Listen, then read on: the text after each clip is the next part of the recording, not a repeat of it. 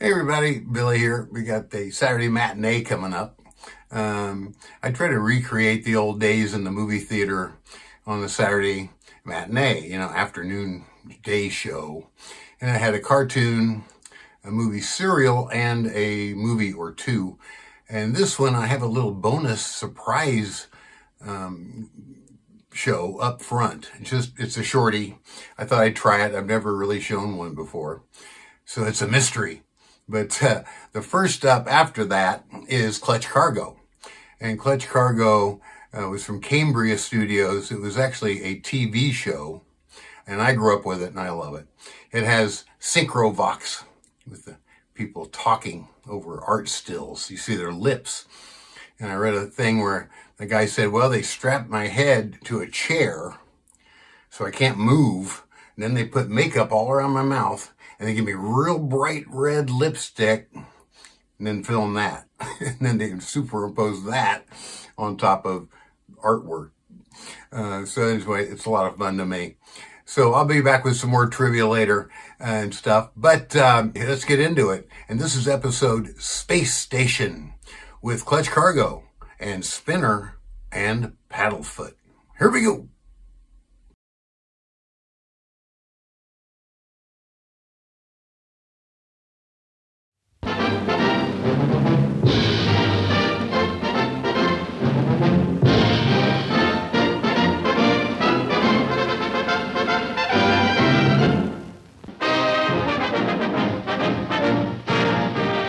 It's Yanks versus Dodgers, the Hatfields and McCoys of postseason baseball feuding once again in the 52nd World Series. 64,000 are at Yankee Stadium, where Casey Stengel and Walt Alston go with their aces in the opener of the 1955 Classic. The opposing pitchers are Whitey Ford for New York and Big Don Newcomb for Brooklyn. This is the 6th series between the two clubs, and Maya Wagner does the honors as the fans wait to see if this is the year for Brooklyn. They've yet to win a World Series, and Carl Furillo gets them off to a good start in the second inning, hitting a home run into the right field corner. The Dodgers have drawn first blood, and Dodger fans yell for more. The Yankees have won 16 World Championships, the Dodgers none in 7 attempts. Furillo started something Dodger fans are hoping maybe this is next year. Jackie Robinson steps in against Ford. Deep into left center, Irv Noren races after Robinson's blast. Jackie really teed off on Ford. Here comes the relay. Jackie slides, he's safe. Next man up for Brooklyn is Don Zimmer. Another hit, a bloop single to center that drops in front of Noren, and quicker than you can say Jackie Robinson, the Dodger third baseman trots in from third, making it 2-0 favor of the Dodgers. But Brooklyn joy fades quickly in the bottom of the second when Elston Howard swings away. Howard lashes a screaming line drive that sails into the left field seats. Joe Collins, who had walked, precedes Howard across the plate, and the score is all tied up at 2-all. But only for an inning. In the Dodger third, Duke Snyder gets the range on Whitey Ford. Going. A home run for the Duke, his 6th in World Series competition. The long ball is the story in today's big game in the big town, and Snyder's wallet gives the Dodgers the edge once again. Can they hold their lead? Not long. The Yanks tied it up in their half of the third inning, and then Joe Collins unties it in the fourth. And again, the story is the long ball. Collins is an underrated .234 hitter, but he's a big gun for the Yanks today. Collins completes the circuit, and it's 4-3 New York, and Joe isn't done with the heroics. He comes up in the 6th with Berra on base. Boom! Furillo and Snyder race back, but it's up in the seats for another home run, the 5th of the game and number 2 for Joe Collins. Yogi escorts Joe home for another glad hand reception at home plate and in the Yankee dugout. 6-3 is the score, but it is not the final score. With 1 run in the 8th and Jackie Robinson on third, pinch hitter Kellert faces Whitey Ford. The windup, and here comes Robinson, trying to steal home. He's safe, says the ump. He's out, says Yogi Berra, and brother, is Yogi hopping. And so the opening game ends with the Yankees winning 6-5. Berra still saying he was out, and Dodger fans rather mournfully saying, "Wait till tomorrow."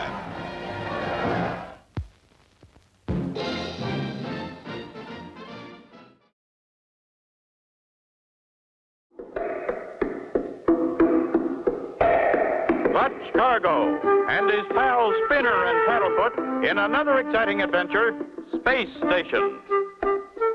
Clutch! Clutch! He won! That's great. I knew he would. Paddlefoot beat all the other dogs. It says that Paddlefoot has an IQ of K9, 1 point higher than the next closest dog. So he's been selected to make a trip into space and return. Golly, Paddlefoot, are we proud of you? Paddlefoot passed the difficult tests with flying colors. For instance, even in the correct button-pushing test, his score was 100%. And in the final test, set in the maze, where he had to figure out which door led to the reward, Paddlefoot went straight to the objective, demonstrating amazing dog sense. The space flight is scheduled for dawn tomorrow. And we'll be there, eh, Paddlefoot? Wow! Wow! With a few last-minute adjustments, Paddlefoot is placed in the nose cone of a huge rocket. All the instruments are in working order. I don't see how we can fail. Besides, with the recordings of your voice giving Paddlefoot instructions, Spinner, he can't miss. That was a smart idea, Professor. Paddlefoot will do whatever his master commands. My assistant, Dr. Hogenreiler, will be in charge of playing the records by remote control. All preliminary tests are complete. Operation Aardvark is about to begin. Golly, it won't be long now. Take this microphone, Spinner, and say so long to Paddlefoot. We're sure proud of you, Paddlefoot. And be sure to mind the instructions. We'll be right here waiting when you get back. So long.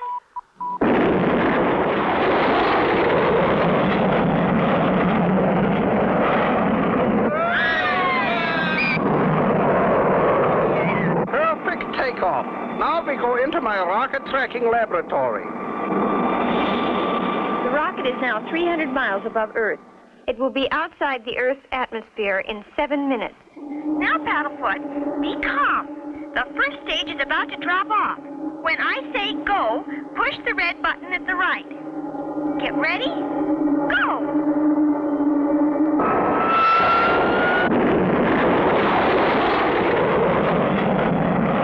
Everything is going according to plan. Paddlefoot will be in orbit any minute now, circling the Earth at 18,000 miles an hour. Here is an important announcement. The nose cone carrying the intrepid space dog Paddlefoot is now in orbit. He will circle the Earth once every hour. And here is the last picture taken of this heroic dog before he boarded his spaceship. Golly, isn't he brave, Clutch? There he goes, 1,000 miles overhead. We will receive reports from other tracking stations as he makes the orbit. Hello? Who? Tracking station Y? Yes? What is that? You don't? Oh, my! What is it, Professor? Something wrong? Is Paddlefoot... The signal was loud and clear. Then suddenly the signal stopped. Then that means Paddlefoot's... I am afraid so. Paddlefoot is lost. Is Paddlefoot really lost? Will they find him? Be sure to tune in for the next exciting episode with Clutch Cargo.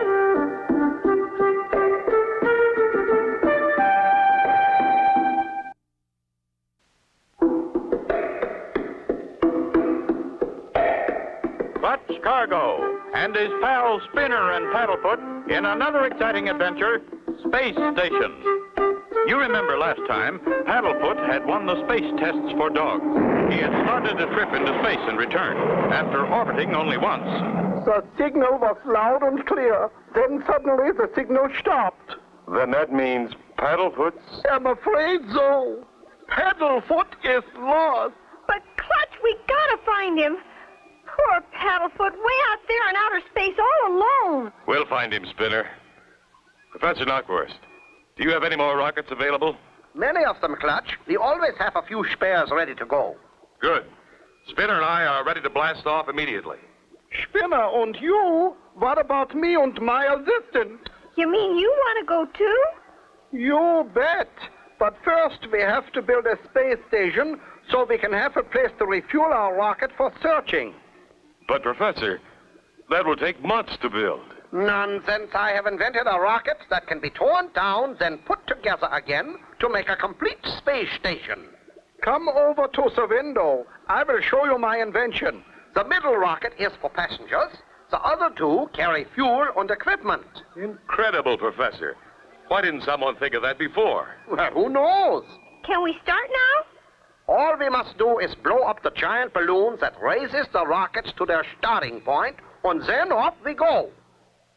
The giant balloon is inflated, the rocket's attached, and the rescue party is aboard and ready. Get set. Steady now. Cut ropes. We're off! Now if we can only find Paddlefoot. Here is a news flash. Clutch Cargo and Spinner with Professor Knockwurst and Dr. Hogenweiler have just taken off on their search for the intrepid space dog Paddlefoot. We are picking up speed. Soon we will blast off. All three rockets are controlled by the buttons and dials in this rocket. Professor, you have a marvelous brain. I know it. Now we are ready to blast off. But, Professor, that balloon is right in front of us. How? You watch, Spinner. Now I will fire up the rockets.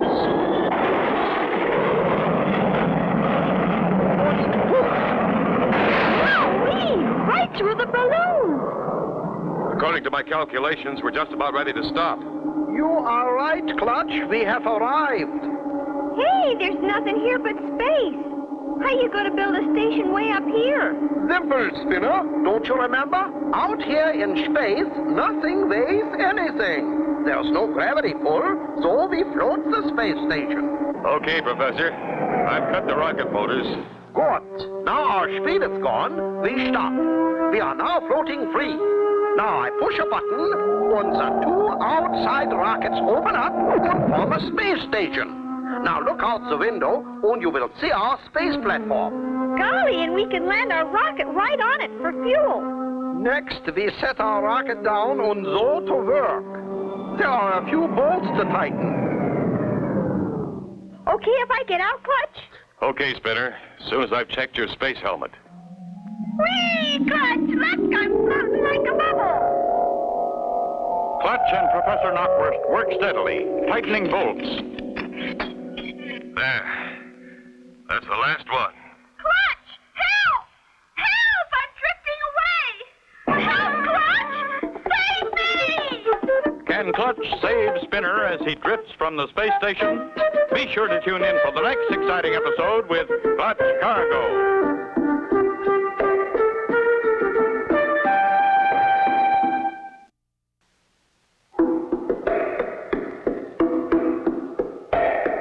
Clutch Cargo and his pals Spinner and Paddlefoot in another exciting adventure, Space Station. Last time, Clutch and company with Professor Knockwurst and Dr. Hogenweiler set out in space with a new type of rocket to set up a space station and search for Paddlefoot. They had arrived when... Clutch, help! Help, I'm running away! Help, Clutch! Save me! Help, Clutch! I'm floating away! Steady, Spinner. I'll get you. Wait, Clutch. You can never get him without this portable space propellant. Just push the little hand button and compressed air pushes you along. It recharges itself. That's great. I'll try. Here goes. Good luck, Clutch. Hurry, Clutch! I'm coming.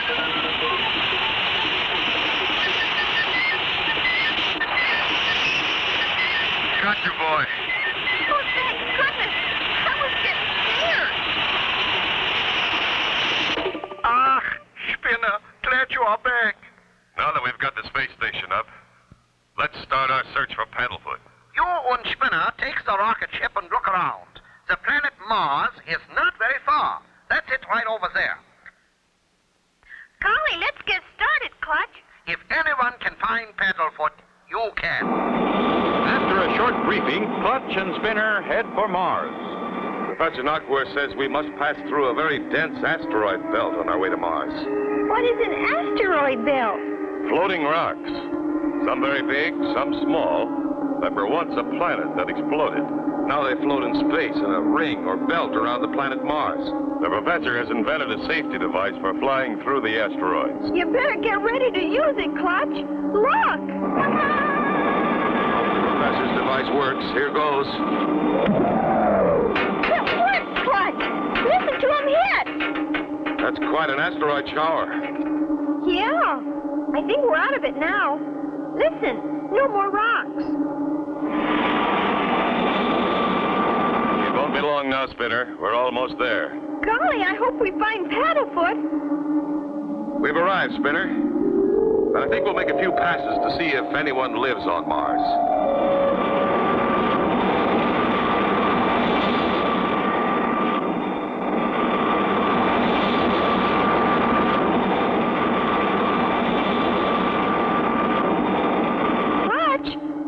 Something shining just as we passed over. Maybe it's Paddlefoot's nose cone. Could be, Spinner. We'll turn around and land. Here goes.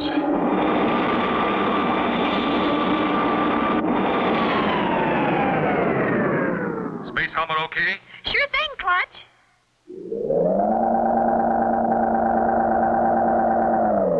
That's what I saw shining.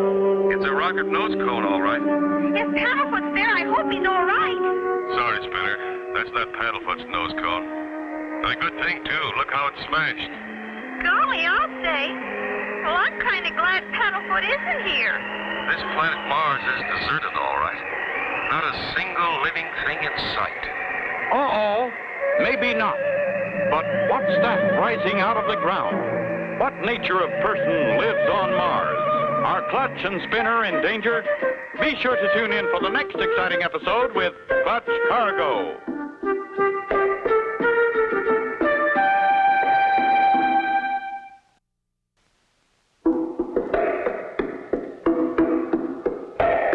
Clutch Cargo and his pals Spinner and Paddlefoot in another exciting adventure, Space Station.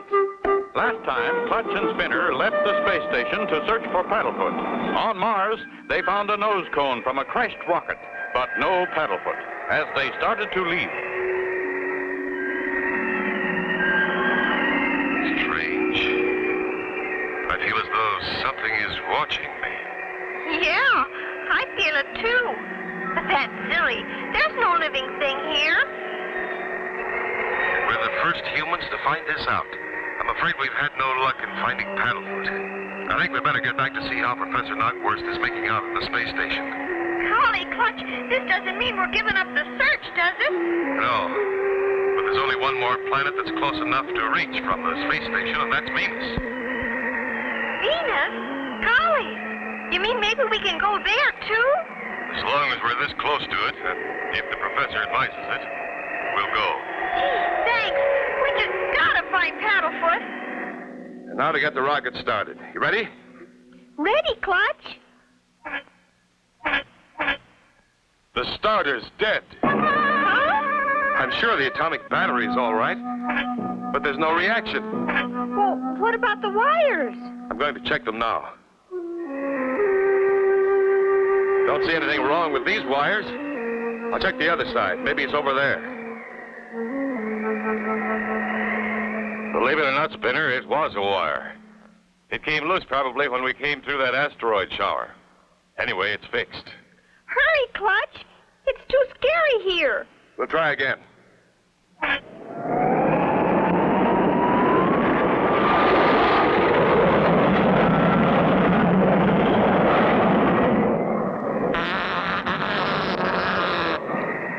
Clutch and Spinner arrive at the space station without mishap.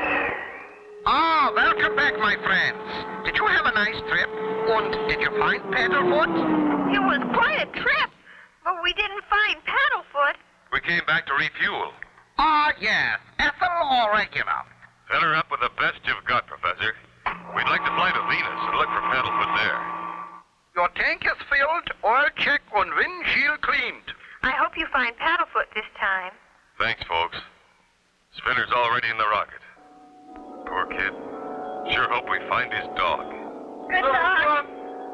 We going now, Clutch? You bet, Spinner.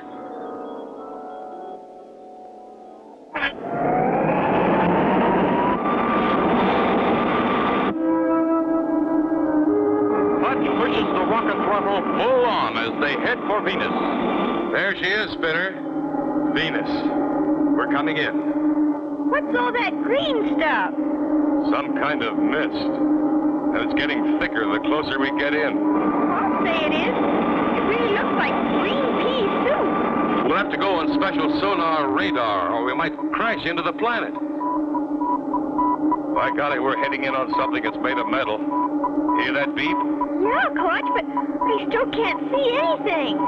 I hate to say this, Spinner, but I think we'd better turn back. It's just getting too bad. But Clutch! I know how you feel, Spinner, but... Hey, Clutch, listen! Hear that? It's Paddlefoot! Paddlefoot, he's alive! It's the signal from his nose cone! He's down there somewhere! Is it possible they found Paddlefoot? Be sure to tune in for the next exciting episode with Clutch Cargo.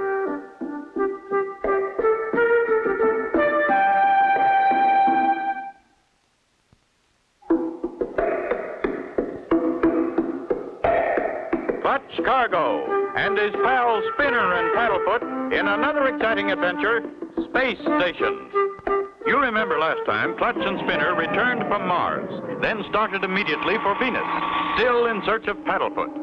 A dense green mist surrounded Venus, and as they were about to turn back... Hear that? It's Paddlefoot! Paddlefoot, he's alive! It's the signal from his nose cone. Clutch!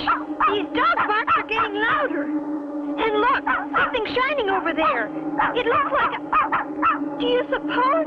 A nose cone?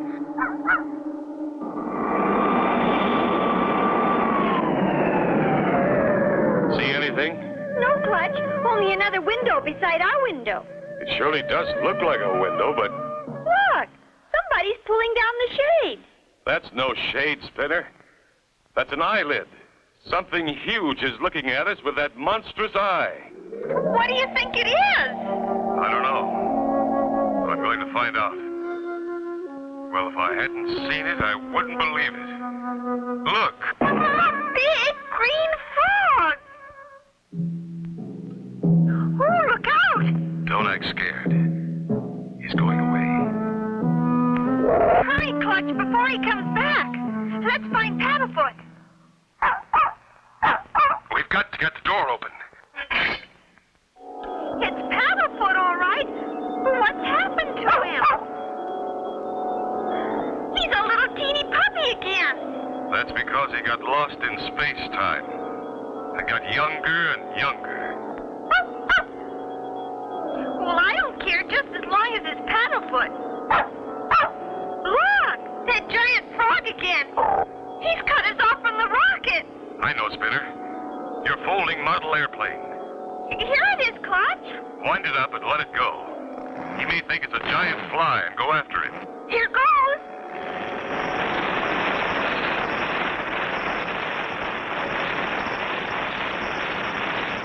He's working. Look, there he goes. Come on, Spinner. In the rocket.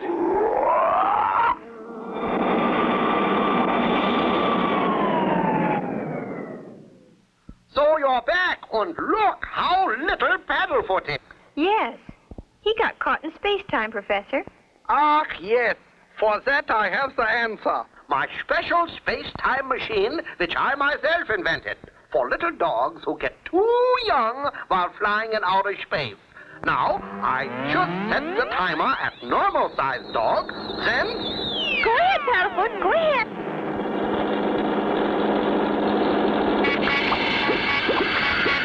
Presto!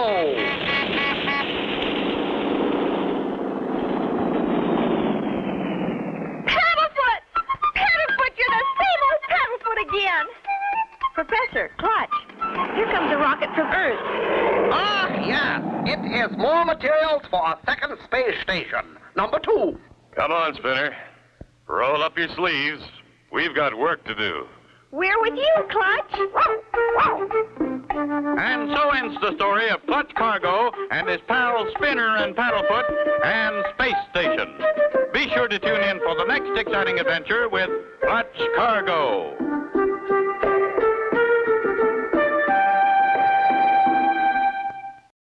Up next, we have Captain Marvel from 1941 serial.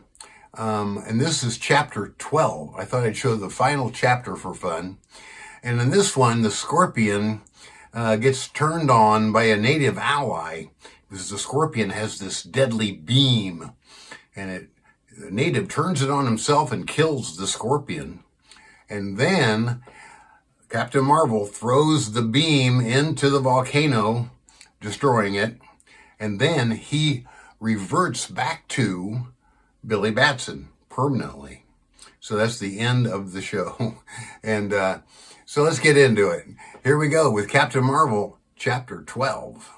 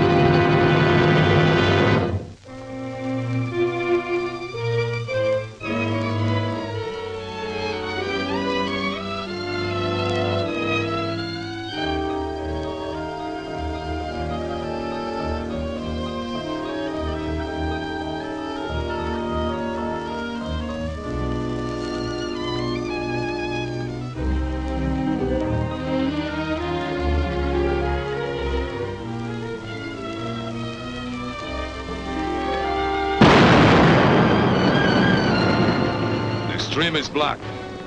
Now the water will flow into the volcano craters.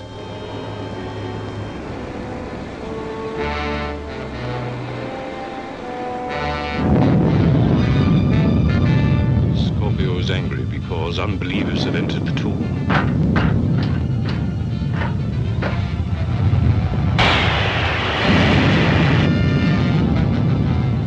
The volcano is erupting. The walls may fall down on us. Somebody can give me a hand with this, quick.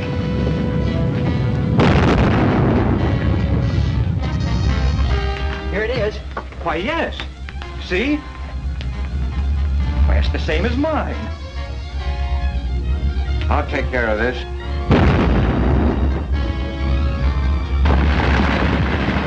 It's an earthquake. They'll be caught in the tomb. Wait. Come on, let's get out of here before this joint falls apart.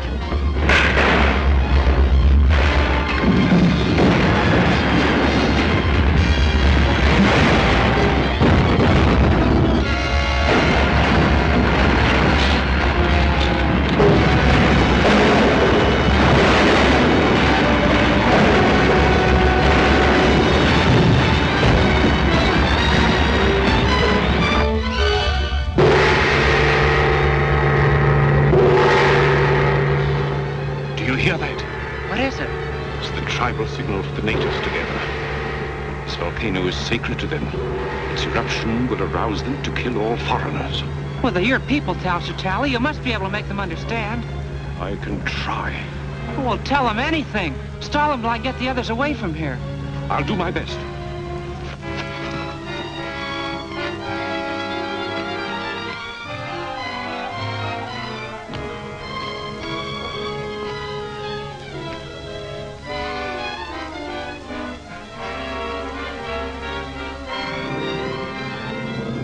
Shazam!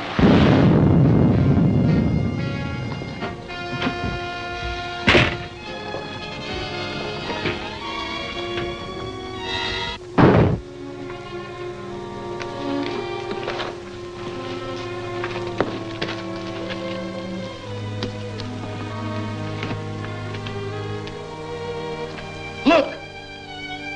There's an opening.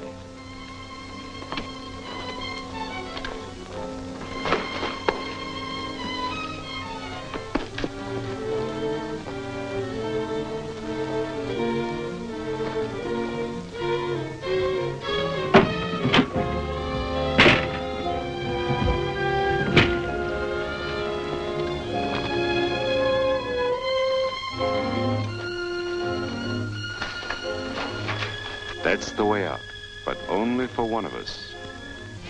You? The Scorpion? Yes. No one else shall ever know. No. No, please don't. No one will ever know. I won't tell. I won't tell.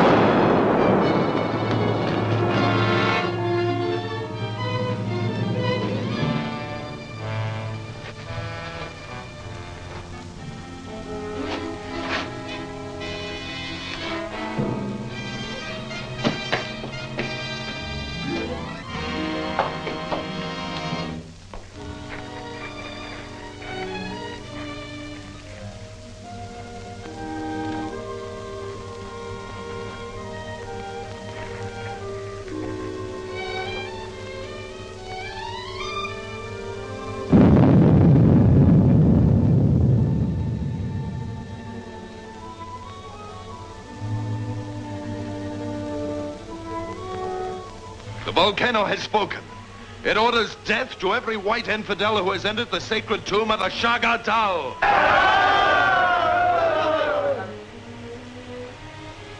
How do you know that this is the wish of the Scorpion? All men of the tribes know that the volcano speaks for him. Perhaps. But it is also known that the volcano will erupt if water is turned into it. Is it not possible that some evildoer may have caused this eruption to serve his own ends?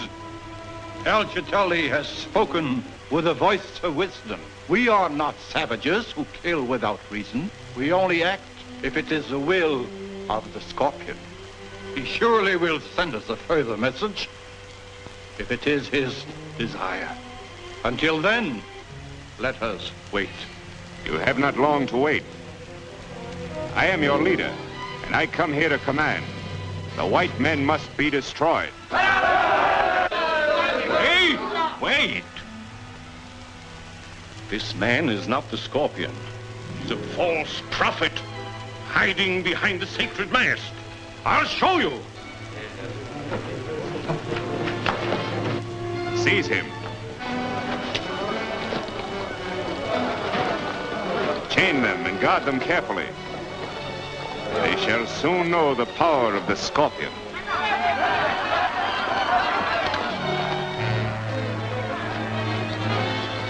The Scorpion has triumphed, and all the white infidels shall be sacrificed to celebrate the victory. Even the mighty Captain Marvel. Captain Marvel? Is he still alive? Yes, but we need fear him no longer, for he is only Billy Batson. Batson? But how's that possible? Perhaps it's a powerful drug or some other device which Batson uses to transform himself to Captain Marvel.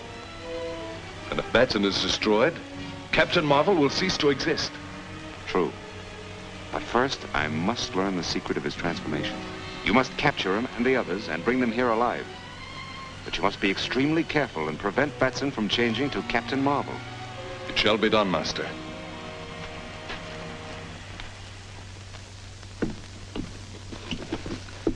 How you feeling? I feel better, thanks. Good. Now, you got to get moving, because I don't know how much longer Tally can stall the natives.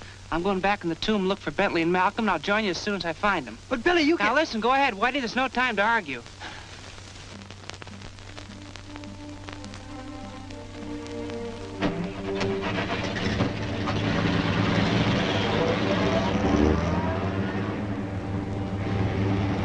Right over the hills and cut off that car.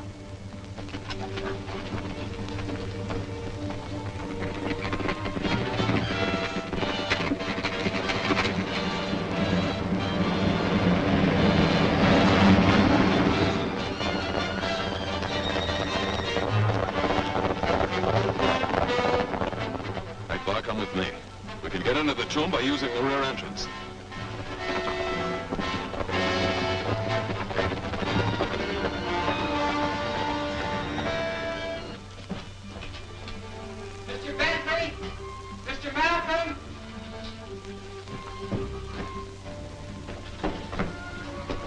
Mr. Bentley! Mr. Malcolm!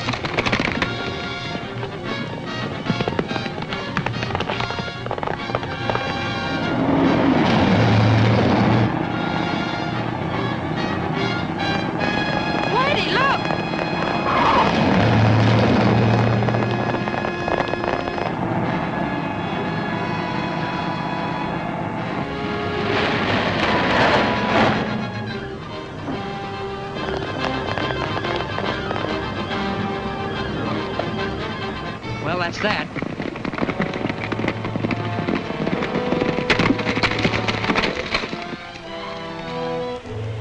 The symbol of your ancient faith is finally restored. These are the last of the lenses.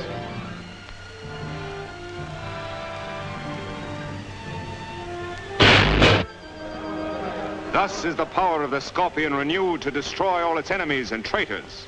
You have seen the ability of this machine to smash atoms and transmute metals. You will now see what it does to a human body. Jadpur, Shala.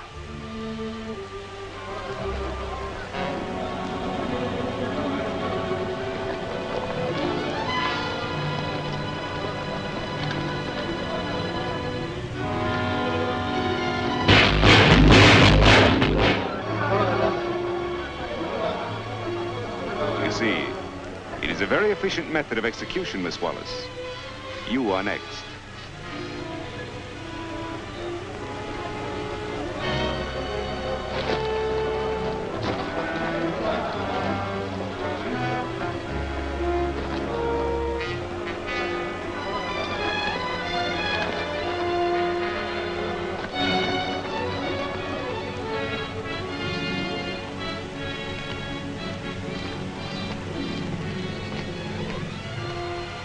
Only you can save her. I've learned of your ability to change yourself into Captain Marvel. Tell me the secret, and Miss Wallace goes free. Well?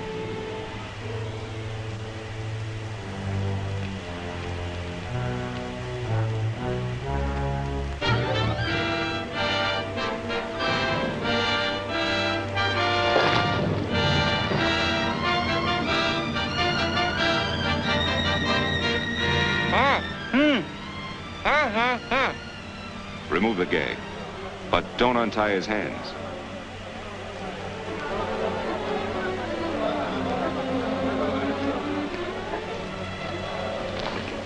Are you ready to tell me? Yeah.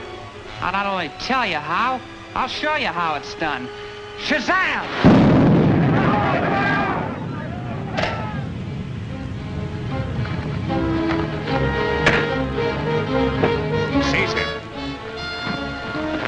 Now I'll give a demonstration.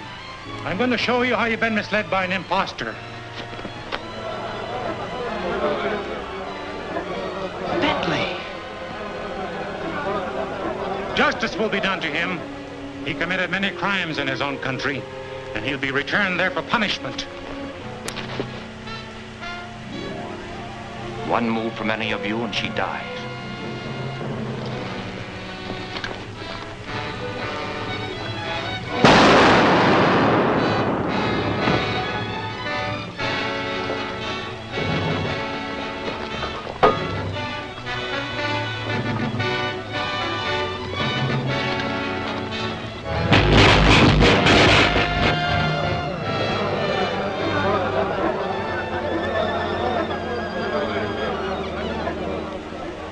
This scorpion is a symbol of power that could have helped to build a world beyond man's greatest hopes. A world of freedom, equality, and justice for all men. But in the greedy hands of men like Bentley, it would have become a symbol of death and destruction. Then, until such time when there's a better understanding among men, may the fiery lava of Scorpio burn the memory of this from their minds.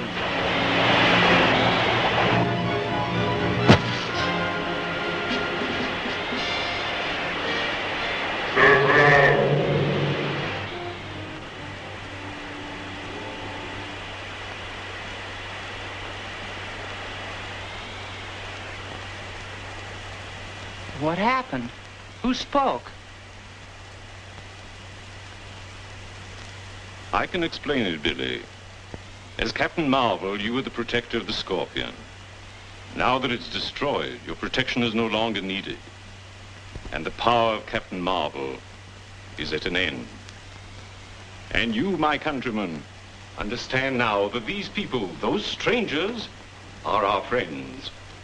And that Billy Batson has done you a great service by delivering you from the hands of a man who is not only your enemy, but the enemy of all mankind. Even though you return to your own land, you shall ever remain with us in our hearts. Gee, that means we can go home? It sure does, Whitey. And let's get started.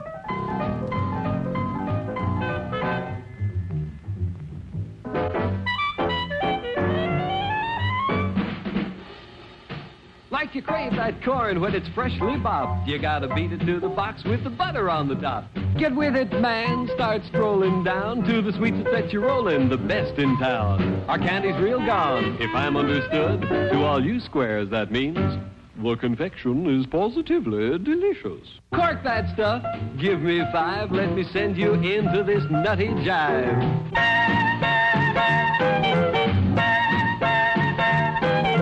Go, man, go, it ain't very far. Shake it on down to this cool snack bar.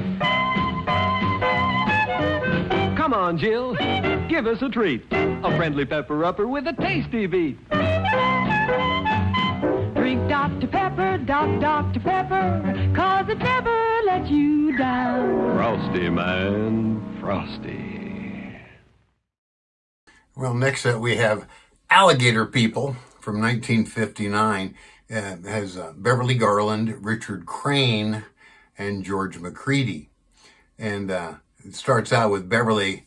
She's under hypnosis from sodium pentothal, and she recounts earlier activities. And so it turns out her husband disappears, who is Richard Crane, and she tries to track him down, and she ends up at this Louisiana plantation where this crazy doctor has rescued him because he was in a crash.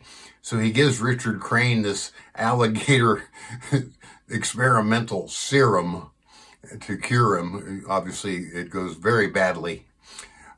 Anyway, it's a pretty fun movie, and it's got some crazy fun facts coming up later. But for now, I think it should be called Alligator Person, because there's only one alligator guy.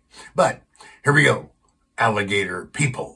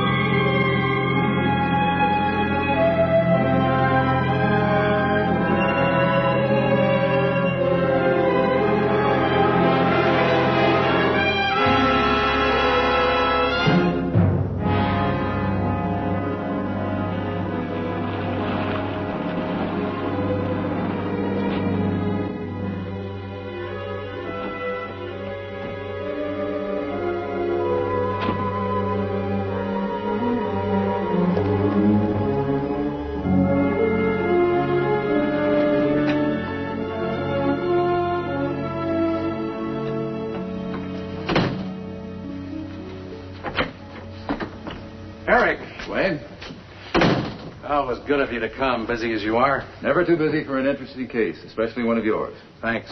Appreciate your interest. On the phone, you said you were having a serious problem with a young girl. Yeah. Nurse here, as a matter of fact. Pretty? Here's her case history. Jane Marvin. Yeah, that's the name she's using. Very competent girl. And pretty. Happened when she volunteered to help me in my research in narco-hypnosis techniques. When do I get to see her? Right now, if you want. Fine. Jane, would you come in, please? Yes, sir. She'd always appeared perfectly normal. Pure accident, but I discovered this strange thing about her. Yes, Doctor? Jane, I'd like you to meet Dr. Larimer. He and I were half the football backfield at med school. I did the blocking. How do you do, sir? Very happy to know you, Jane. I wanted Dr. Larimer to be present at our research experiment today. That is, if you have no objection. No. Why should I? Fine. Excuse me.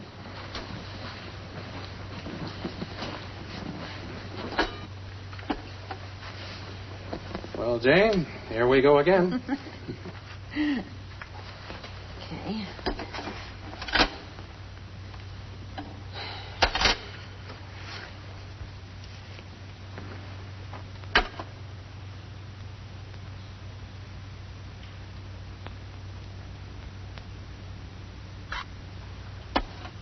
Got a nice sharp one for you this time. Now, Jane, start counting backwards. From 20. I know. That's right. 20. 19. 18. 17. I've never known a subject under pentothal to lie. Nor have I. Why the lie detector? We'll see later. What is your name? Joyce. Hatton. Joyce Hatton. Webster. Then you are married?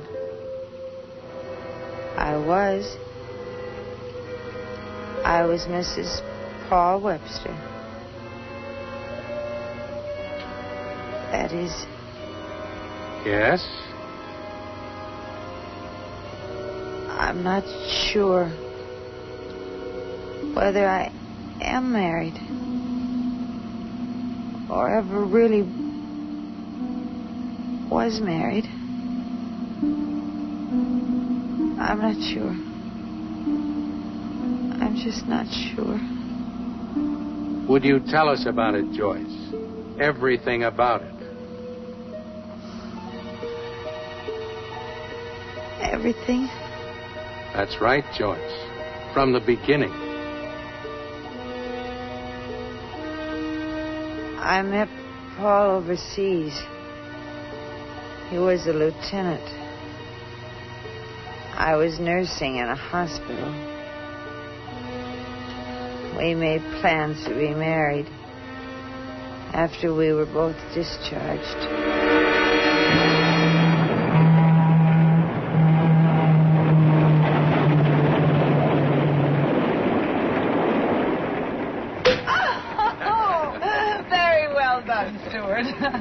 Isn't he an expert, Paul? Well, he gets lots of practice. After all, we aren't the first newlyweds on his train, Mrs. Webster. Call me that again. Mrs. Webster. That sounds so wonderful. You know, I was beginning to doubt whether I was ever going to get to hear that. You just try and get away now. Will there be anything else, sir? Oh, no, thanks. Thank you very much. Thank you, sir. Thank you. Good night, sir. Good night.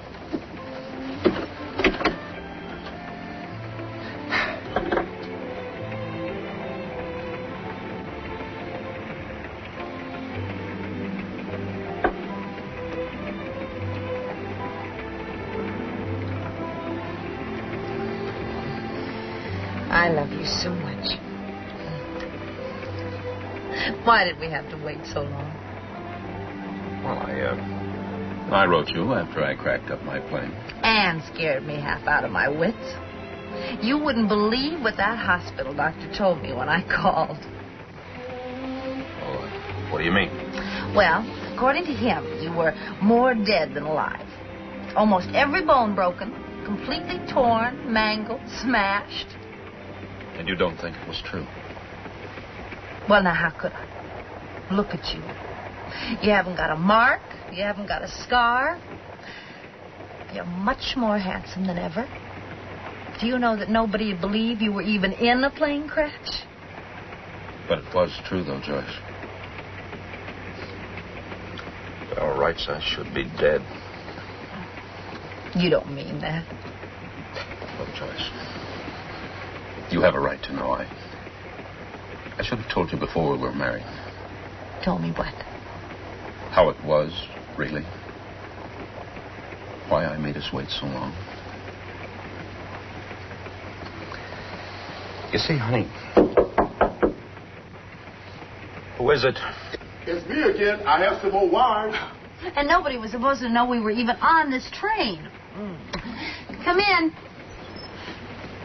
Here you are, miss. Thank you. Here, you open this. All righty. You folks certainly must be popular, especially with the telegraph company. Oh. Something wrong? It's from the girls at the hospital where I worked. You know, there's such a thing as being too well informed. May I? You may not. Those devils. Oh, very nice. An old buddy of mine. I didn't know we had so many friends. Me either.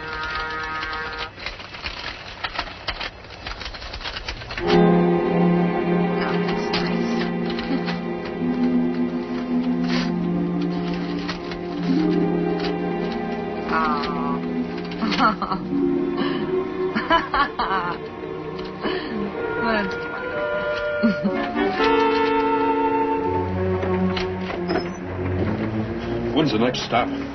Let's see. 33 minutes. No, it's 35 minutes. We're 2 minutes behind time. Not until then? Well, actually, there's a mail pickup stop just up ahead. That's why we're slowing down. But is there a phone? Yes. We only stopped for half a minute. No time for anyone to leave the train. Just so there's a phone. Paul, what's wrong? Please, honey, tell me what's so important.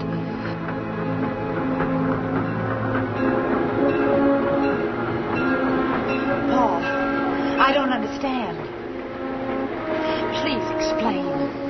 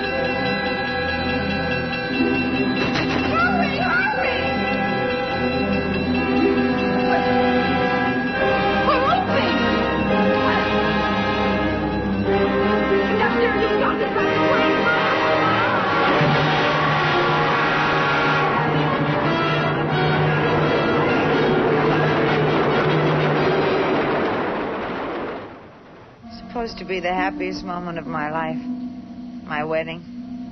And I just seen my husband's face for the last time. What did you do then, Joyce? I was frantic. I got off at the next stop. I went back to that platform. But there was no sign of Paul. Nothing. No one had placed a call. No one had seen him. He'd just vanished. And then what happened? You wouldn't believe it was possible, would you? A man you thought you knew so well, had married even, could just disappear completely. Even after talking to all the people who knew him, finding nothing at his last address, told the police. Hired private detectives. Checked with the Army. The only address they had was a apartment hotel. What about where he was born? His family? The Army record said Georgia. Paul had never mentioned his family. I never thought to ask him. I loved him. That's all that seemed to matter. Still, you did find something. Once later, going through Paul's things as I had 100 times. His fraternity pin. And how did that help? I checked with the headquarters, wrote them. They told me that Paul had belonged to their chapter at Louisiana State University. So I went there. They let me look at the records. I found an address Paul had given them when he enrolled in college. And where was that? Bayou Landing. A whistle stop in the middle of the Louisiana swamp country. I was the only passenger to get off. Strangely, there wasn't another soul to be seen. The only evidence of life was a deserted day coach on the siding. Looking as alone and out of place as I felt.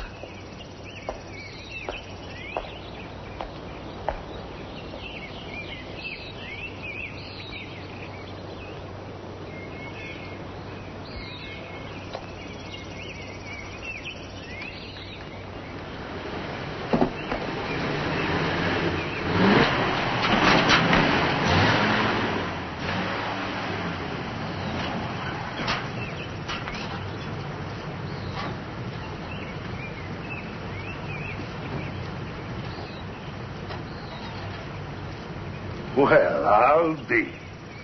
Somebody meeting you here, sweetheart? No. I thought... That is, I hope somebody'd come to pick up this. Well, that's me. You just didn't get off. You must have had some good reason. Do you know a place? I think it's a plantation called the Cypresses. Uh-huh. Would it be too much trouble to take me there? I'd gladly pay you. They don't never have no visitors. Was they expecting you? No, not exactly. But they will know who I am.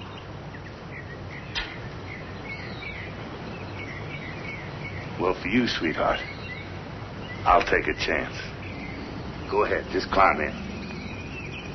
Go on, climb in.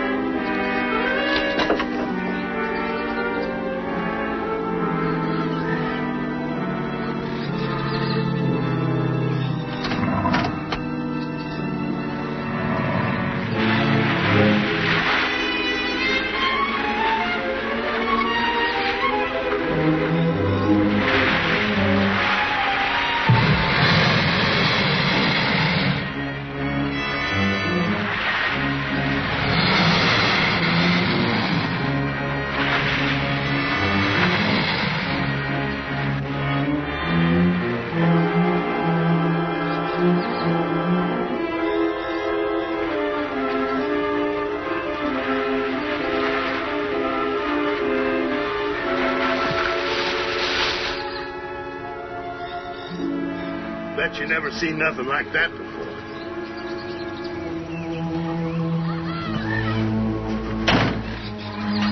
You ever been in the bayou country before? It's so wild, so primitive. Yeah, and deadly. You know how long you'd last if you got 100 yards off of this road? Maybe 10 minutes. If the quicksand didn't get you, the moccasins would. And then there's always the gators. Dirty, nasty, slimy things.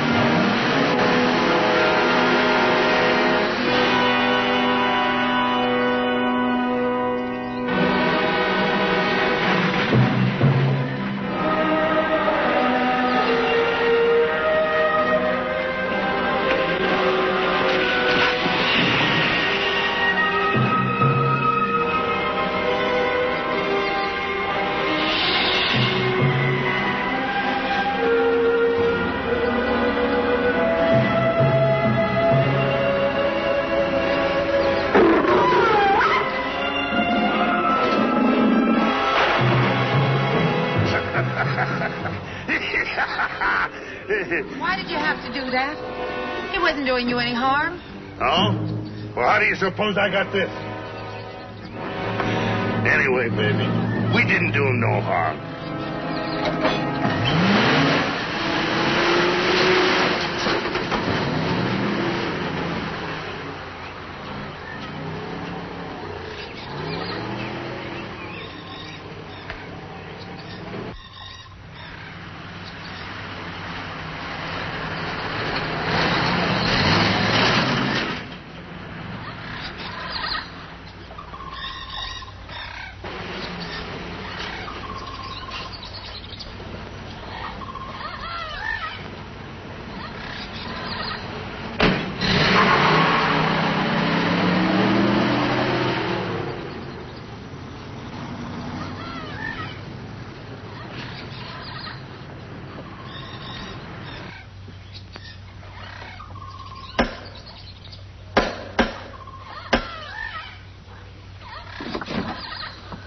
Yes, miss? I beg your pardon. I just arrived on the train. Train was hours ago. I know. Were you expected? I did write, but my letter came back unopened, so I decided... What is it, Toby? This young person, ma'am, she just arrived and... Have her come in.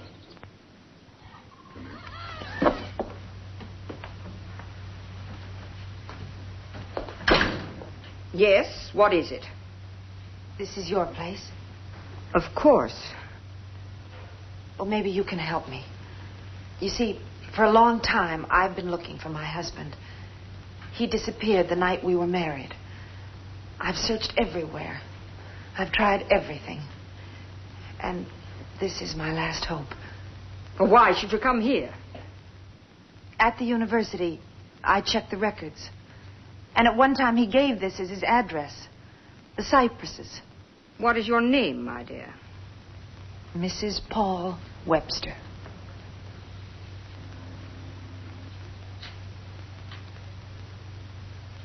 And you say that your husband, this Paul Webster, gave this as his address? According to the records.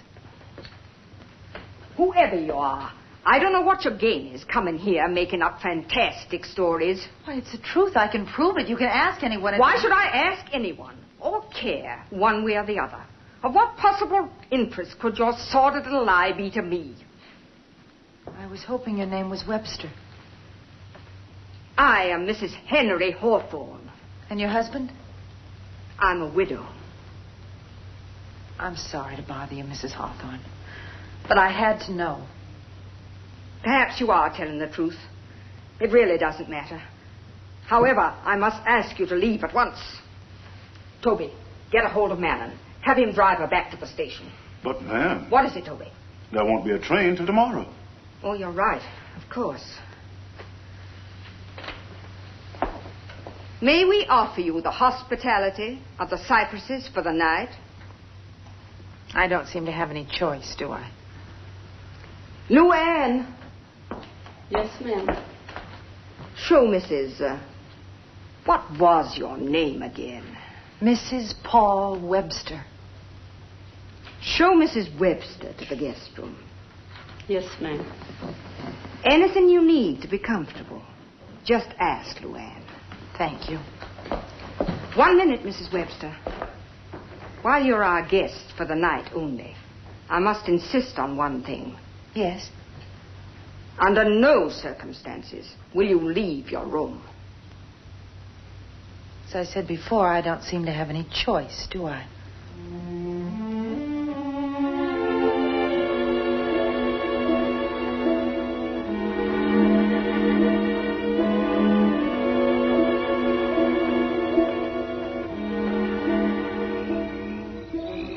There was something sinister about the cypresses.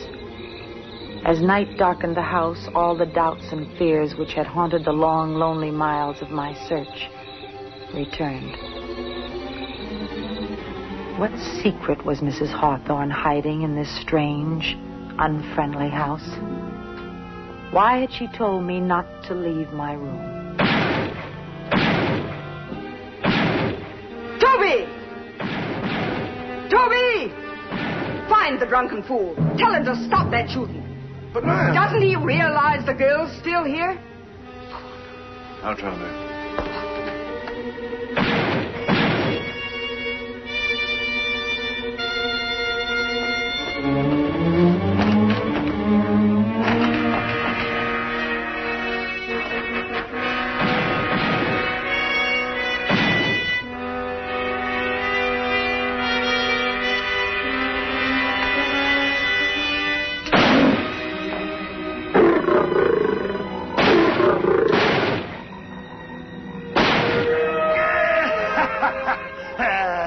Dirty, stinking, slimy gators.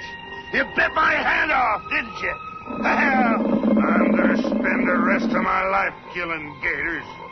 The rest of my life. Sure.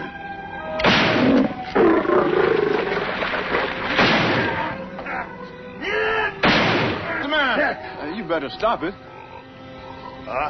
Mrs. Hawthorne said stop.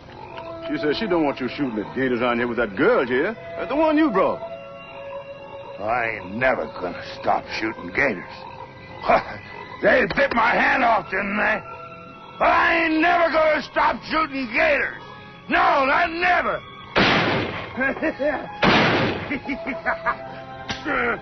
Sure, I know just how you feel. I don't like them either. But not tonight. Come on, huh?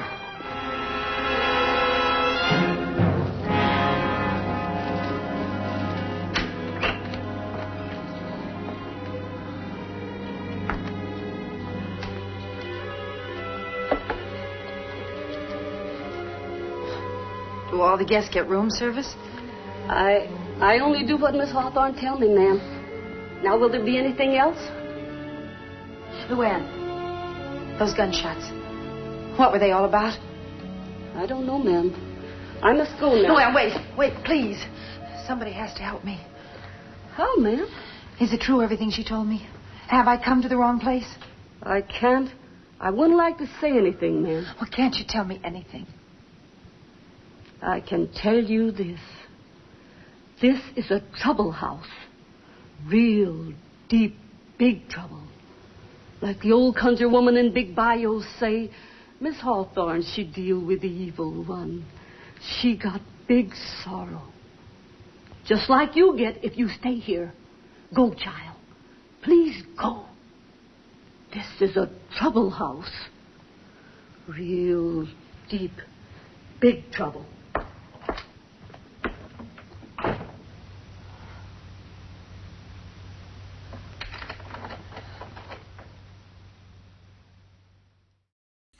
Trivia question. There's a person with high billing in this show that played Tarzan. What is his name? Some of you will know it. Many won't, I think.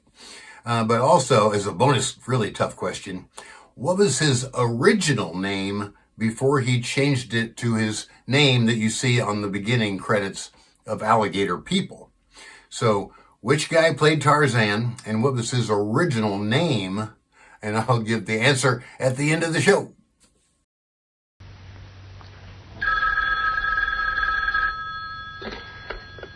Yes?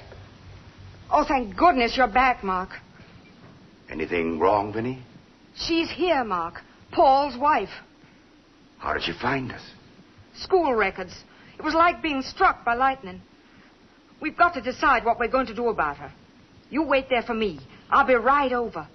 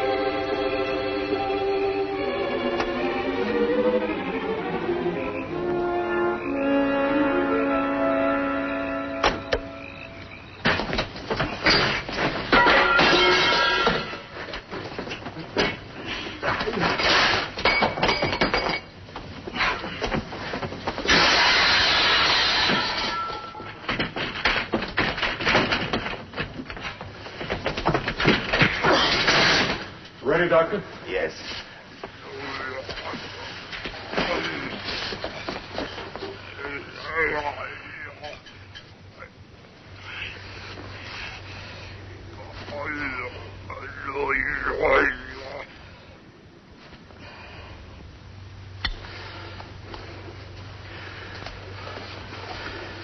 Poor devil.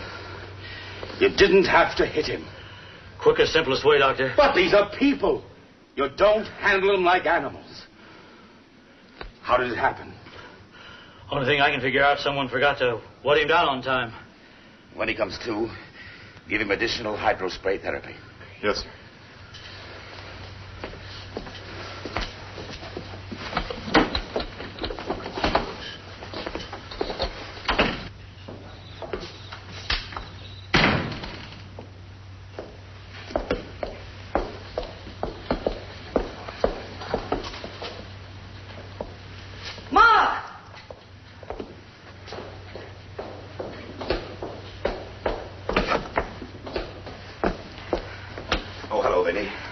We've just had an emergency with number 6. Is he all right now? He's quiet, yes.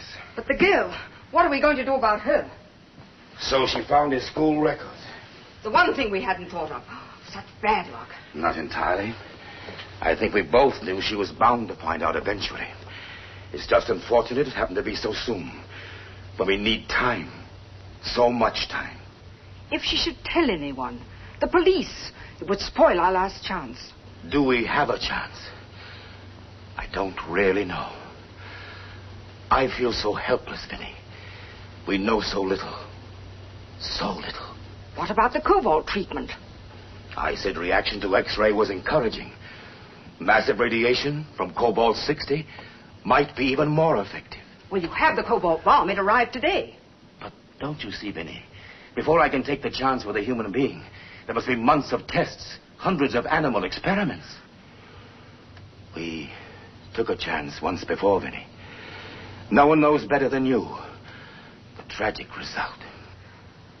I have confidence in you, Mark. Every confidence. You'll have time. All the time you need. The girl will leave on the morning train. I'll be over before that to talk to her. I'm as anxious as you are to have her go. But we must make absolutely sure that she doesn't know anything.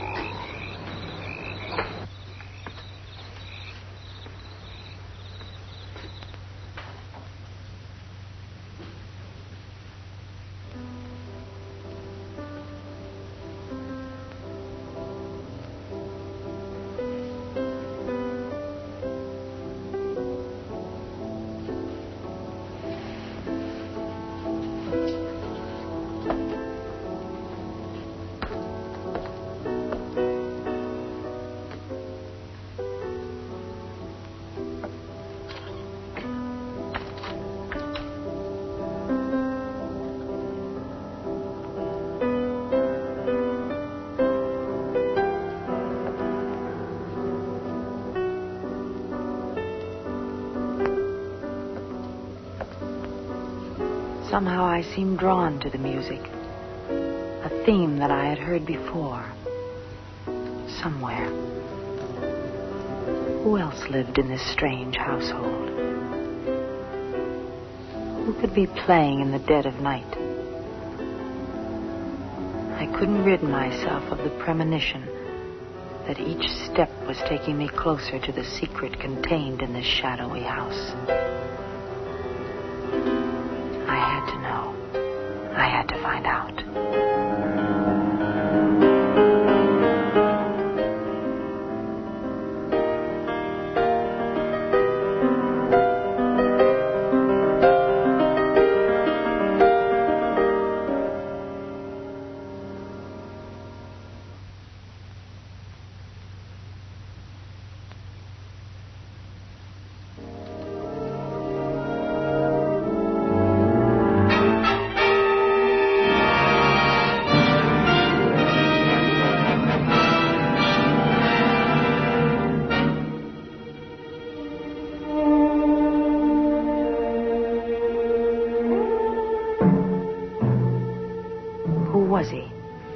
This man who had been playing.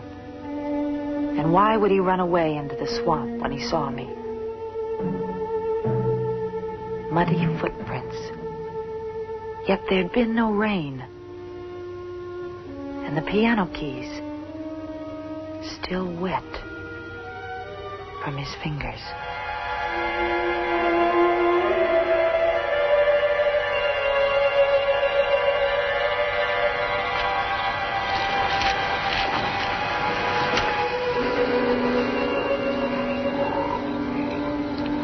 What's she doing here? I don't know. She came on the train today. No notice, no warning. And you let her stay? What could I do? I couldn't turn her out in the swamp. Do you think I wanted her here? There's no train until tomorrow. How'd you find out? She was in the hall. Downstairs? I locked her in her room. She's got to leave on that morning train tomorrow.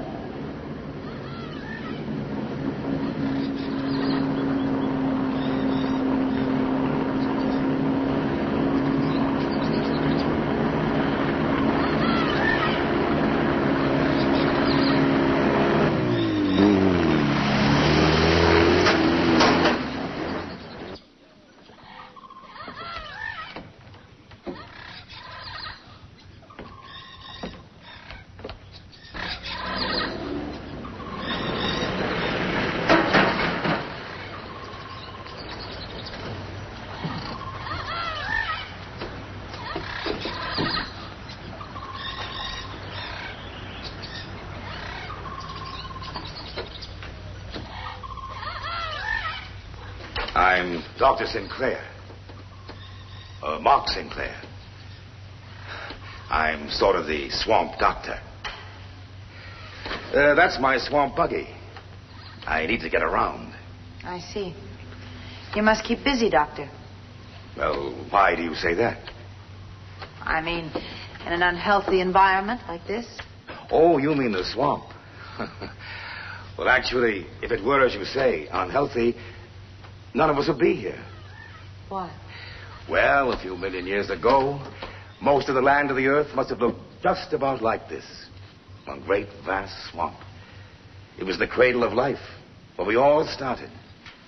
In the slime and ooze, the bottom of a swamp. You're completely cynical, aren't you, Doctor? I imagine that did sound a bit depressing. I didn't mean it to. I'm sorry. Oh, is Mrs. Hawthorne inside? Well, she hasn't come down yet. Has she been ill, Doctor?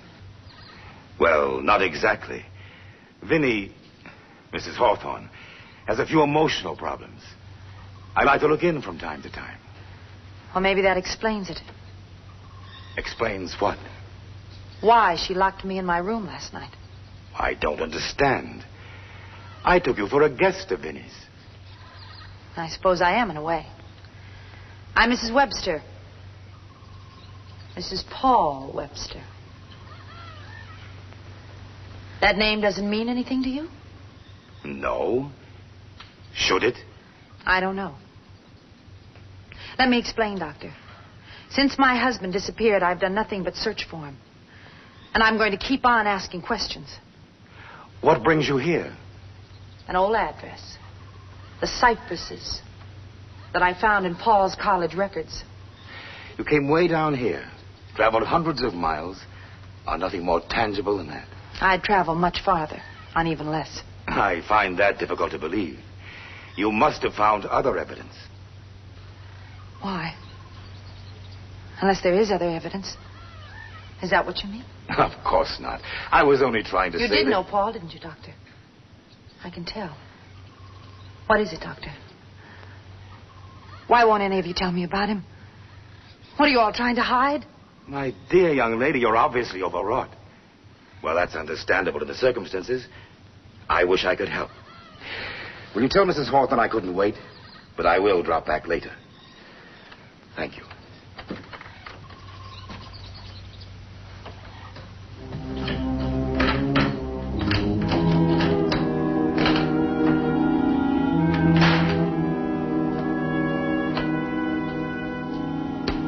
Extremely powerful.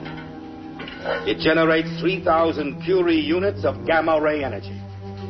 This is the equivalent of 6 million electron volts of X-ray. A few seconds of direct exposure would be fatal. Stand by for lowering position.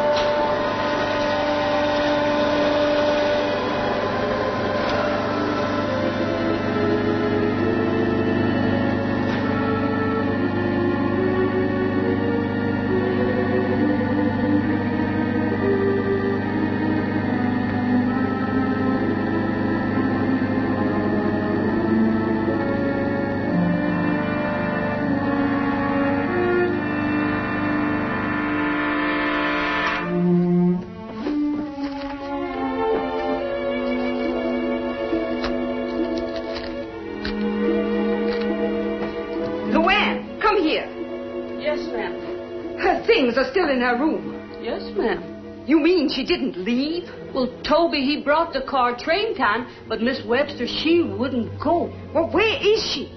Well, I believe she in there.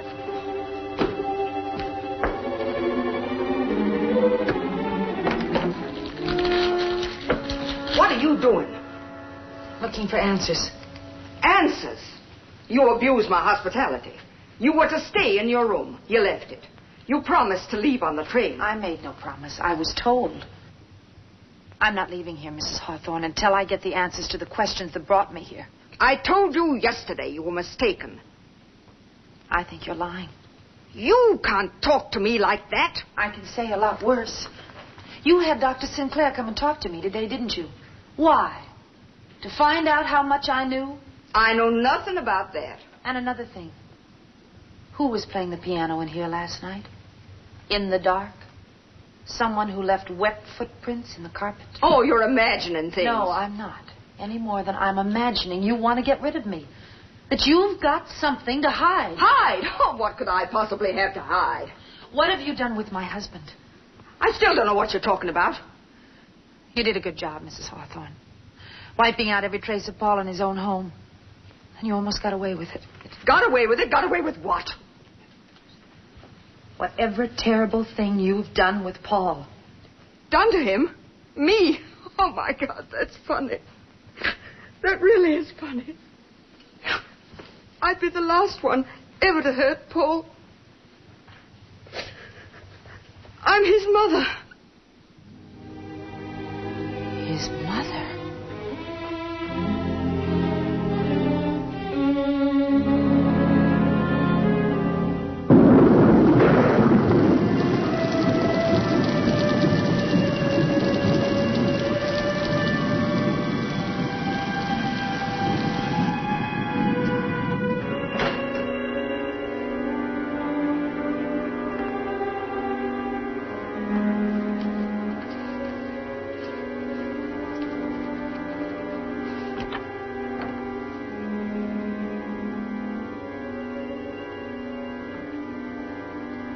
Mother, has she gone? No, Paul, she hasn't. Oh, what is it? What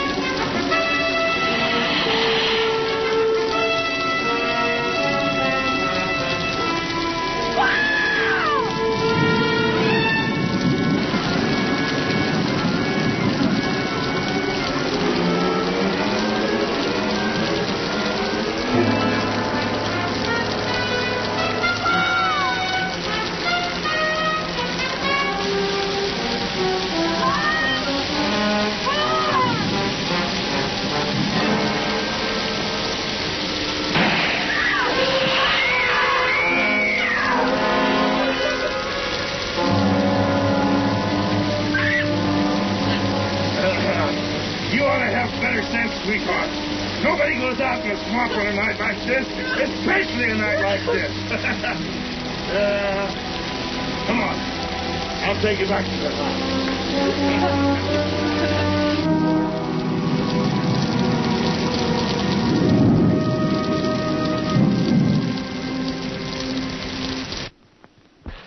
Now, you sit down. You sit down. That's it. What you need's a drink.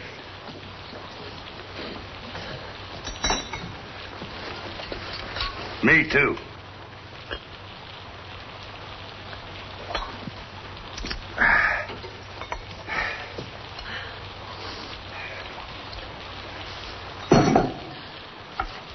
I don't understand why you brought me here. Well, I just naturally figured you'd appreciate me saving you from that snake. I do. Here, have a drink. I don't think I want it. Go on, baby. It'll do you good.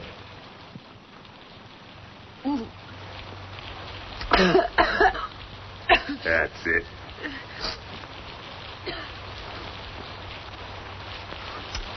Made it myself.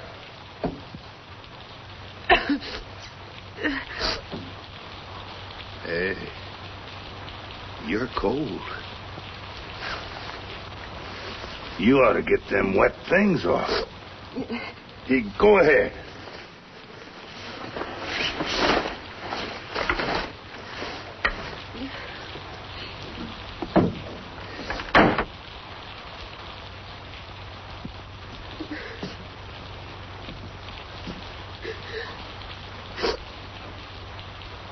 Well, come on. Get them off. I'll be all right. Thanks. All right, baby. Here. You get up. We'll wrap this around you so you won't catch cold. Now, come on, get up. That's it. That's it. That's it. Oh. Stop! What's the matter, baby? Huh? Didn't I save your life? Don't you feel like you owe me something? Why, sure you do. You be nice to me. Maybe I'll tell you some things about this place. Don't do that. Don't never do that.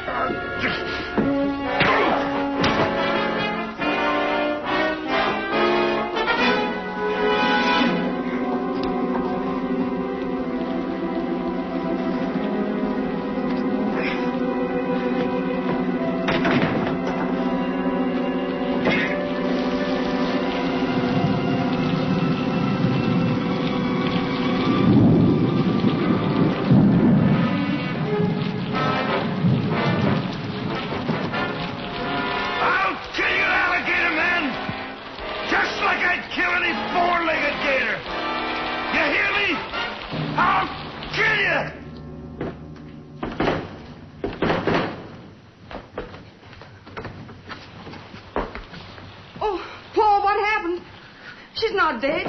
Man, he was drunk. We should have fired him before. Toby, carry her upstairs. Luann, try and take care of her. Yes, ma'am. We can't keep her in the dark any longer, Paul. I can't do anything. She could have been killed tonight. Is that what you want? I love her, Mother. Well, that's why she has to know. Are you going to tell her? I couldn't. I'll phone Dr. Sinclair. He'll know what to say. Why didn't he just let me die? It'll work out somehow, Paul. There has to be an answer. There just has to be.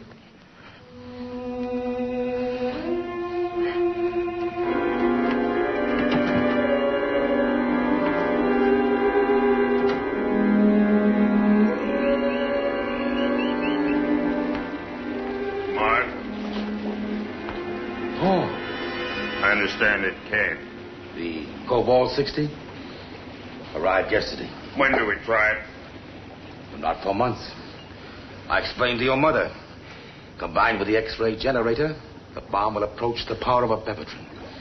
1 billion electron volts. So without extensive experimentation... But there's no time for that. I want it now.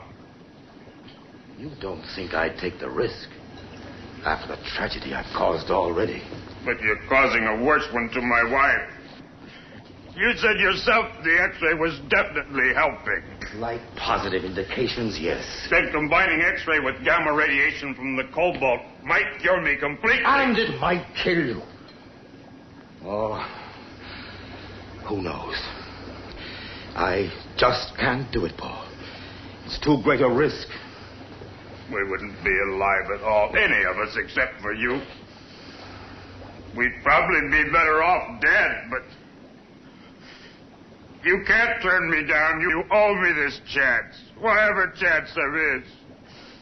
For my wife's sake, I want it now. Not tonight. I'll need at least a day to test it on live alligators. To establish some sort of control standards. You've just got to understand, Paul. I haven't the slightest idea what will happen. Tomorrow night. Tomorrow night. Paul, your mother phoned about your wife. You should have told her, Paul. I couldn't. The thought of Joyce ever seeing me like this, I just couldn't. I've agreed to talk to Joyce in the morning. But... She's going to know everything.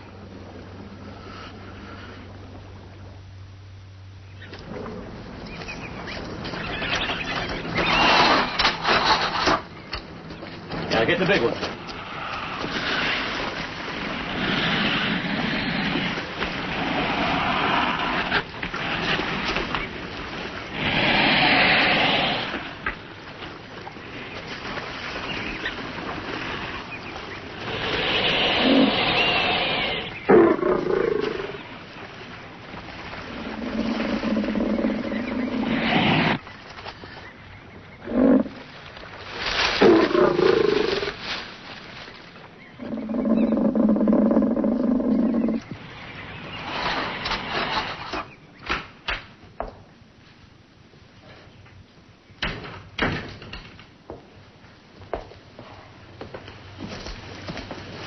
You're Mrs. Webster?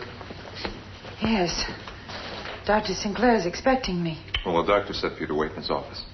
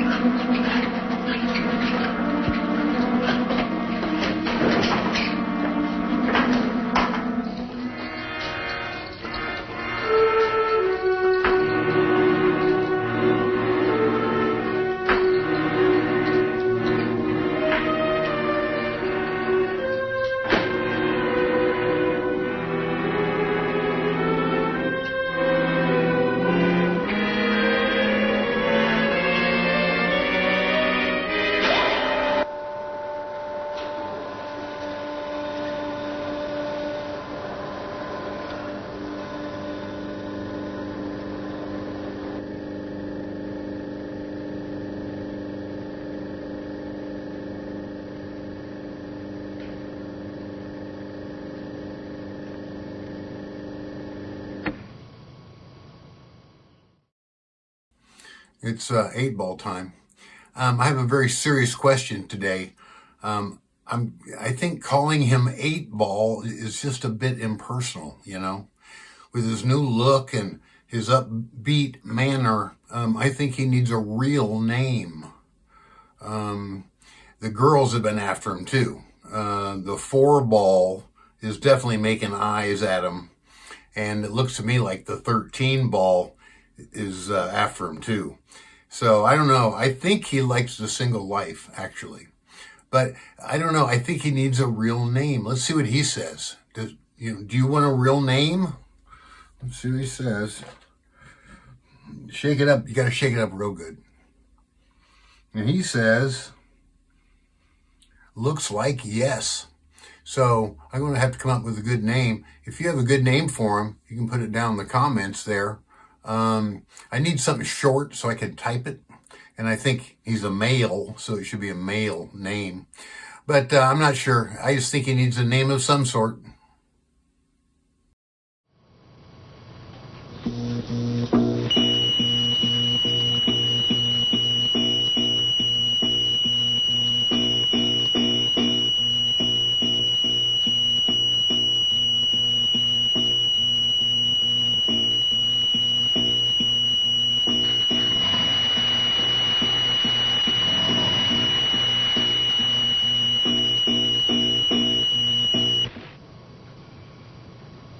Take him out. Put him in a cage alone. We'll run the test series on him in an hour. And bring in another specimen. I hope you'll excuse me, Mrs. Webster. Keeping you waiting. This experiment was urgent. The most urgent of my life. So you're a trained nurse, Mrs. Webster? Yes, that's right. Good. Then you know something of the life processes of the higher and lower orders. In species like ourselves, with a highly developed nervous system, bodily functions are controlled principally by the brain and the nerves. But in creatures with a less complex nervous development, life processes are governed by chemical substances, secreted by ductless glands and carried in the bloodstream. Like hormones. Being a doctor, I was tremendously impressed by the healing power of just one hormone. Hydrocortisone. And it occurred to me how much more potent this hormone would be in a creature with a simpler nervous system, one that depended on that hormone to live. For example, There are some small lizards that, when attacked, detach their tails completely. Yet in a very short time, well, this little fella was well on his way to growing a new one. There are even one or two species that can replace an entire limb if they've lost one. Here's something intriguing. Two similar muscular charts. You might take them for the same animal. But as you know, this is a man, this is an alligator. This is all very interesting, Doctor, but you were going to tell me about Paul. Everything I've said concerns Paul. I knew I'd found my life's work. I wanted to extract this wonderful reptilian substance and use it to cure human injuries. Mrs. Hawthorne, she was still Mrs. Webster then. She remarried after Paul's father died. Mrs. Hawthorne financed my researches and set up this clinic. Well, did you succeed? I isolated a protein chemical from the anterior pituitary glands of crocodilians. Our common variety is the alligator. Alligator? I injected this substance into the veins of volunteers. Horribly injured, hopelessly mangled accident victims on the point of death. It was miraculous, Mrs. Webster. Not only did those dying men and women live, but in an incredibly short time, they were completely whole. Mangled limbs as good as new. As if they'd never been injured. And Paul was one of these? The worst of the lot. There was scarcely a bone in his body that wasn't broken. Face completely gone. Horribly burned. Nobody'd even know you were in a plane crash. That's what I said to Paul the night we were married.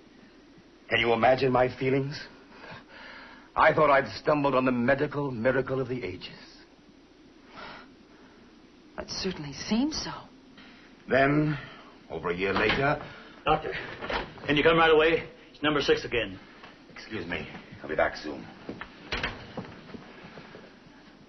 Maybe you'd better come along, too.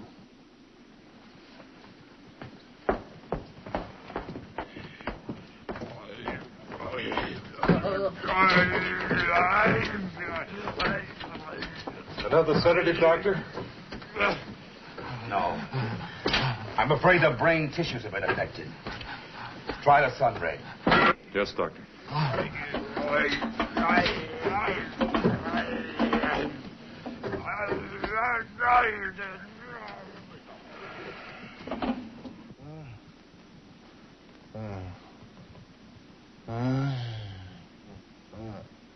Who are these? My prize patients. My medical miracles. Well, then these symptoms are... The after effects. They began to appear in varying degrees about a year after the treatments. Why? How? Isn't it obvious?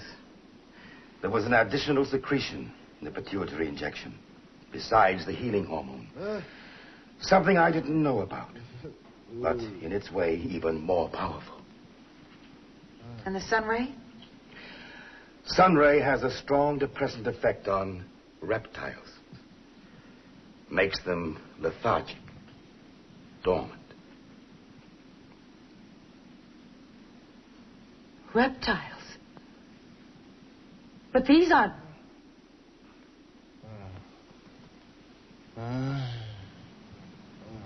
They are, aren't they? Your patients are turning into...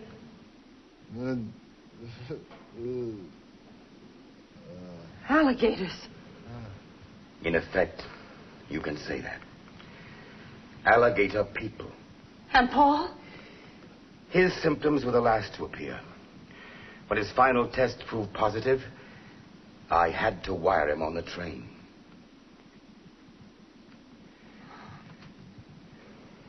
He's quiet now. We can go.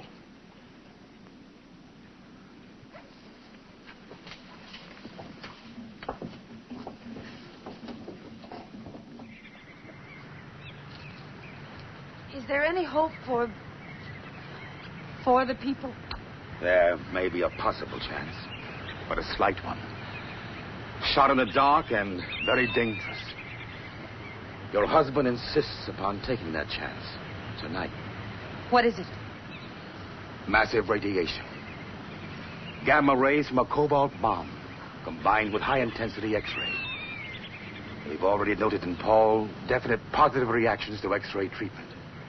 But what will happen with this, I don't know. I want to be here. I don't think that's wise. I want to be here. I want to see Paul. I want to talk to him before... You can't keep me away, Doctor. No, I guess I can't. Maybe I haven't even got the right.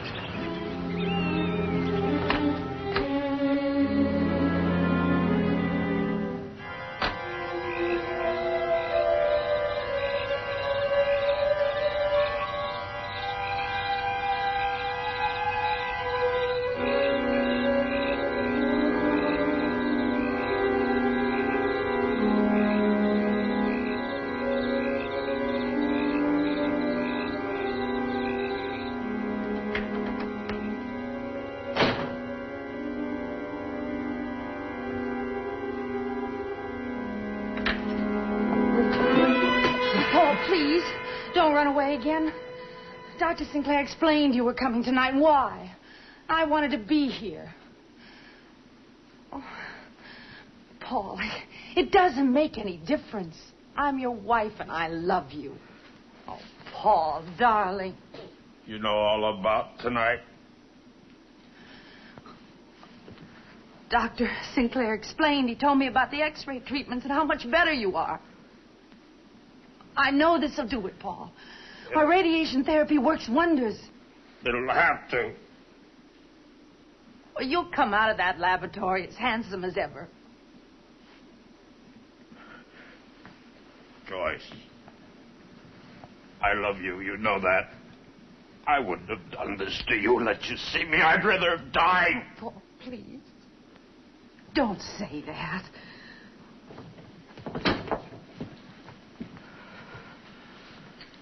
We're ready, Paul.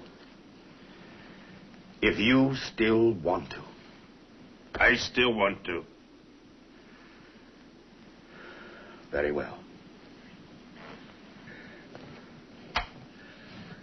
Stand by for lowering position.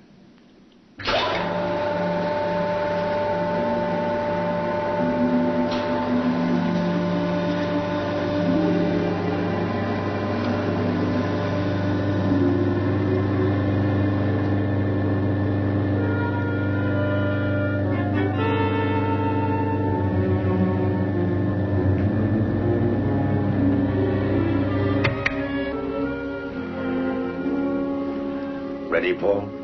Ready. Oh, Paul, do you have to do this? Take this chance, knowing the danger? Whatever happens, either way, I'm better off than the way I am now.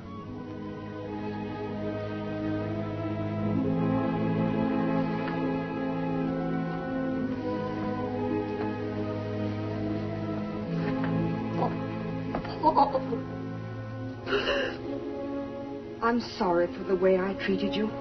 Paul was so desperate to keep you from knowing. We did everything we could. Now that I know you, I'm sure we were wrong. I'm sorry. Terribly sorry.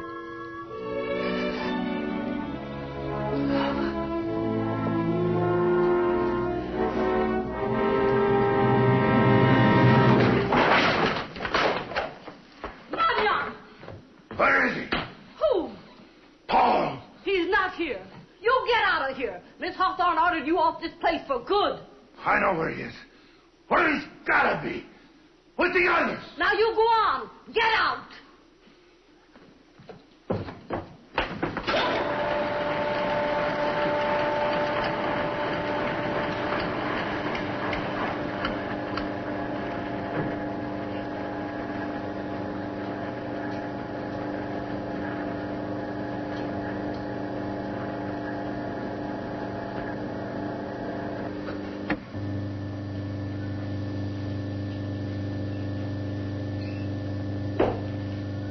Controls and timing must be precise.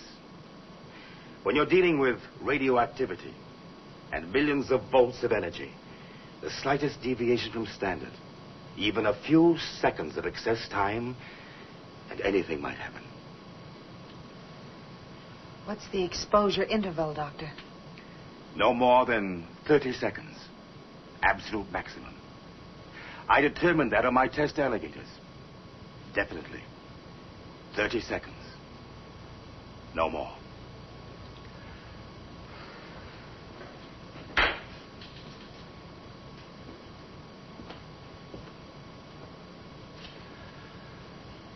Paul? Yes? I'll never be able to tell you how sorry I am.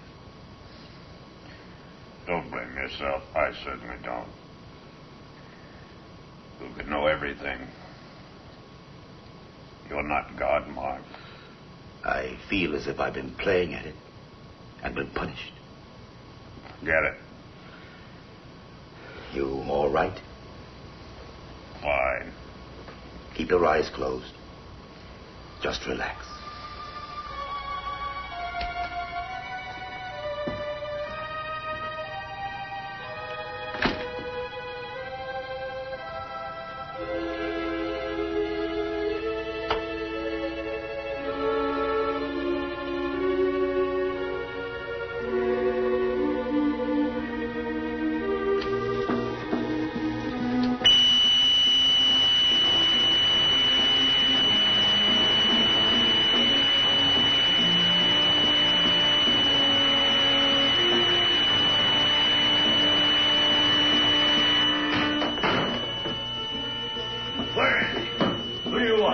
That two-legged gator, Paul.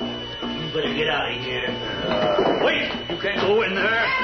You were ordered to leave. You have no right here. Now get out. Where is he? I know you got him here someplace. I forbid you to go in there. Oh. So he is here, huh? Get him out of here. Where are you? You fucking Clark, get out of here.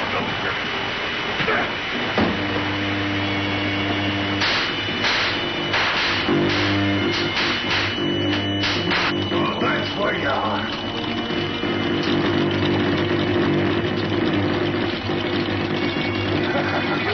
You can't go in there.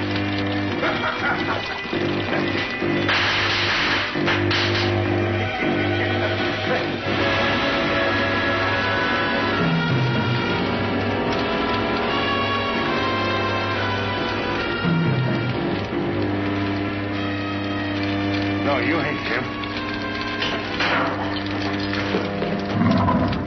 You can't be him.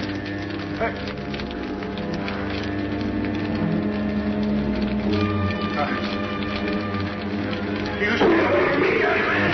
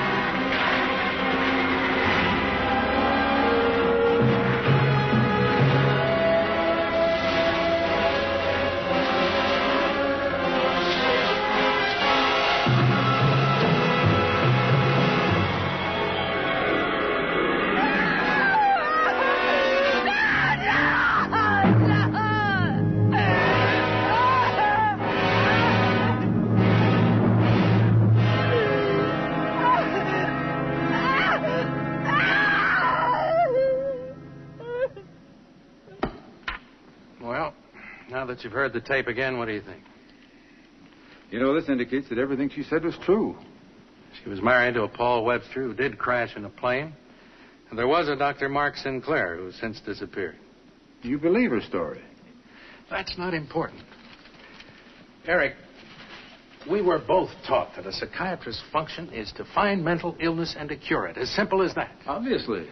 Now, Jane's case. This girl has lived through a horrible experience, true or not. But she has made a satisfactory adjustment. She lives a normal, useful, happy life by completely suppressing it. An obvious anxiety neurosis and amnesia suppression. You didn't need me to tell you that. No, of course not. But what am I going to do, Eric?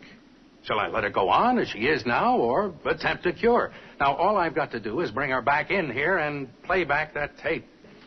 Yes, and perhaps shock her into a complete withdrawal. Yes. I don't know, Wayne. I honestly don't know. Excuse me, Doctor. I'm going off duty unless there's something else. All right. Thank you. Well, Jane, one moment. Well? Yes, Doctor. That's all, Jane. Good night. Good night, Doctor. Good night, Dr. Lorimer. Good night, Jane.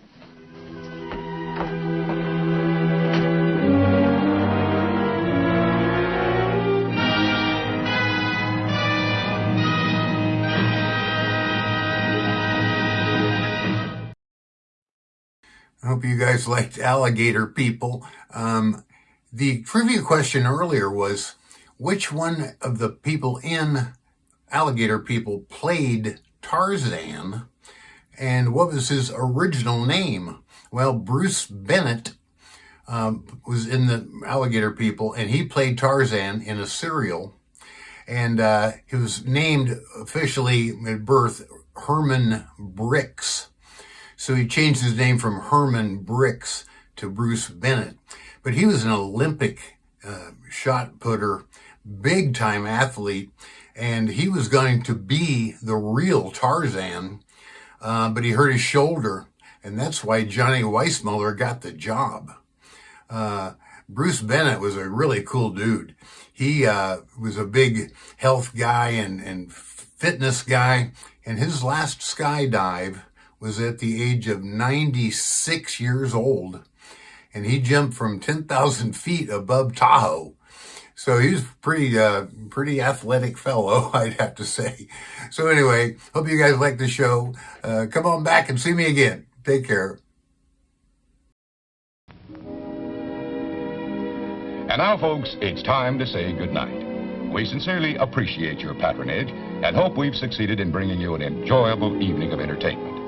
Please drive home carefully and come back again soon. Good night.